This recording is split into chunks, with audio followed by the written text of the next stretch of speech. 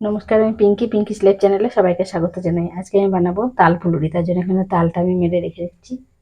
আর এখানে আমি রেখেছি চালের গুঁড়ো, সুজি, আটা, আর এখানে চিনি রেখেছি, আর এখানে অল্প সামান্য লবণ।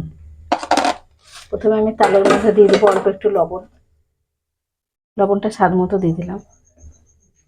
এবার আমি যে সুজিটা রেখেছি সেই সুজিটা দিয়ে দেবো। আর দিয়ে দেবো চাল গুঁড়ো। সব আমি ছোটো ছোটো বাটিতে করে মাপ করে রেখেছি। চাল গুঁড়োটা সব দেবো না। আর এখানে চিনিটা আমি সবটা দিয়ে দেবো।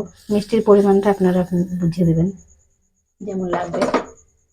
আর দিয়ে দেবো এখানে আটাটাও আমি এখন সব দেবো না, পরে লাগলে আর একটু দেবো। আর সবগুলোকে আমি একসাথে ভালো করে মেখে নেবো।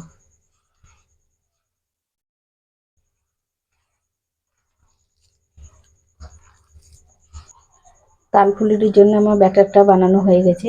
আর এটার মধ্যে আমি আরেকটু আটা দিয়ে দেবো। এটা সবটা দেবো না, তবে অল্প একটু রেখে আমি সবটা দিয়ে দিয়েছি।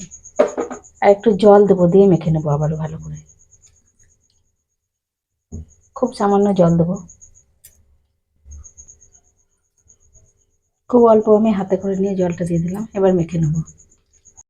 ফুলুরির জন্য তালের ব্যাটারটা একদম রেডি হয়ে গেছে। এবার আমি হাতটা ধুয়ে চলে আসবো।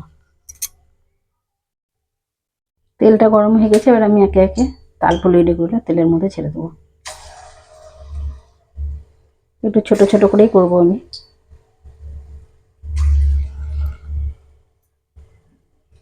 আপনারা চাইলে বড় বড় করে বানাতে পারেন, আমি একটু ছোট ছোট করেই দেবো।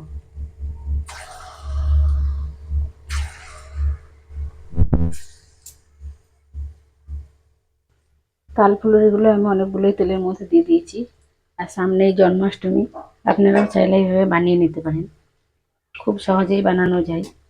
আর আপনাদের কাছে যদি চালের গুঁড়ো না থাকে, সুজি দিয়েই এটা হবে। কত সুন্দর ফুলে উঠছে। এগুলোকে একবার আমি একটু উল্টে দেবো।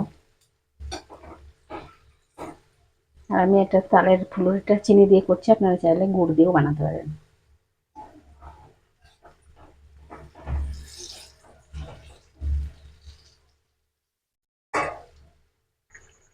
দেখুন তাল ফুলুরিগুলো কত সুন্দর ফুলে ফুলে উঠেছে।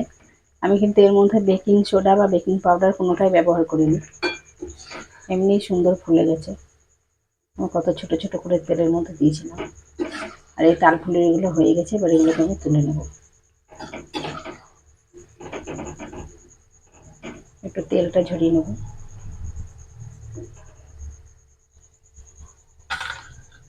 কত সুন্দর হচ্ছে। আর এটা ঠান্ডা হলে খুব মচমচে হয়ে যাবে। চাল গুঁড়ো সুজি দুটোই দেওয়া আছে।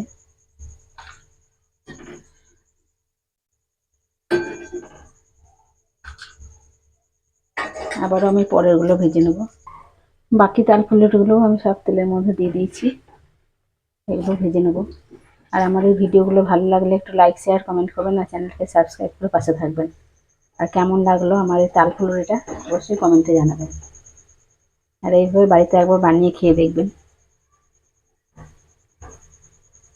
খুব সুন্দর লাগে এরকম করে বানিয়ে খেলে।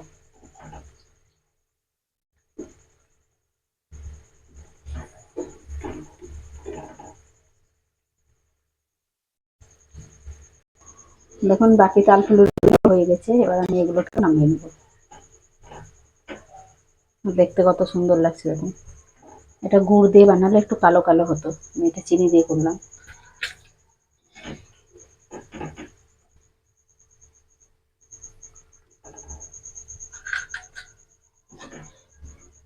আর কার কার তাল ফুলুরি খেতে ভালো লাগে সেটাও কমেন্টে জানাবেন।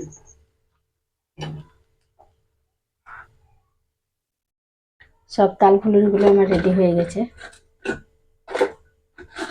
আওয়াজটা শুনে বুঝতে পারছেন কতটা মুচমুচে হয়েছে।